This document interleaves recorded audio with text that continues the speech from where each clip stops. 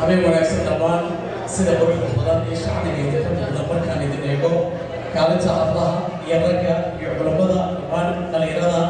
dhammaantiinba ambari ogaadin ayaan idin soo jeedinaya markuu hadlaya magaca maalinta kooxda torto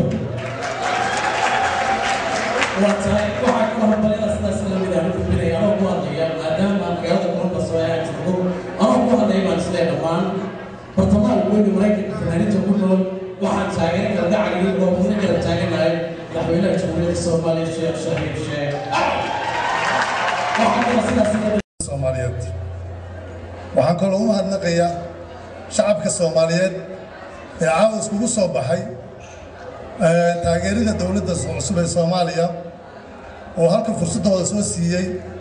inay u dabaaldegaan ayagoo tusinaya shucuurtooda iyo taageeradooda u qabaan dawladda Soomaaliyeed waxaan jeclahay anoo waqtiga ku dheeraanaynin in aan idin sheergareeyo inta maqashay way maqashay intaan maqalna waxaan jeclahay caawa inay maqasho waxa magaalada aanu madaxda u ahay urur ganacsi oo la yiraahdo Somali American Chamber of Commerce waxa ururkaas aasaasay 2003 ganacsiga Soomaaliyeed ee degan magaalada Columbus markii arkeen dhibta iyo waxyaalaha haysta xagga ganacsiga si ay ula mid noqdaan Latino Chamber of Commerce, Asian Chamber of Commerce, Columbus Chamber of Commerce, Westerville Chamber of Commerce, kaynuna waa Somali American Chamber of Commerce marka waxaa isweydiin leh muxuu jambarka qabtay waxyaalaha jambarka uu qabtay markaan 3 qodob ama 4 qodob aan ka taabto waxaa ka mid ah waxaa jirtay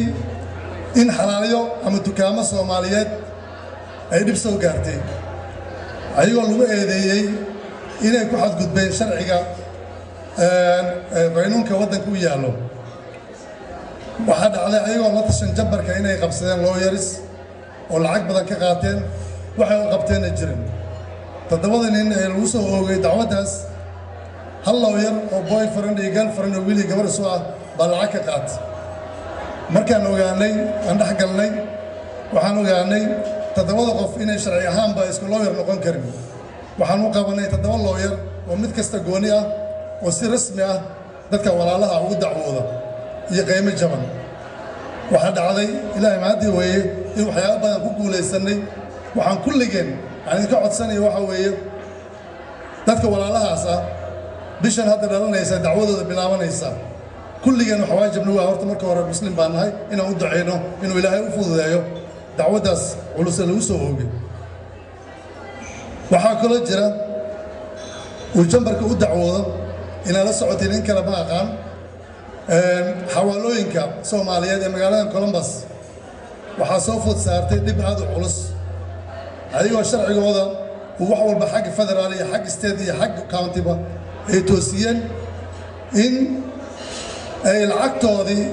oo shacabka Soomaaliyeed ay ka qabteen oo hooyooyinkooda iyo dumarkooda iyo familygooda Soomaaliya gaarsiin lahaa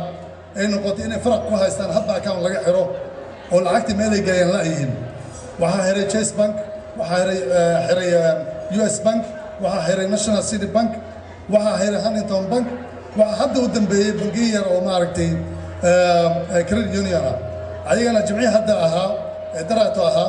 ba waxay dhaheen account waxay idin siinaa 1 week waa inay xirtiin waayo marka why su'aasha imaanaysa waxa weeye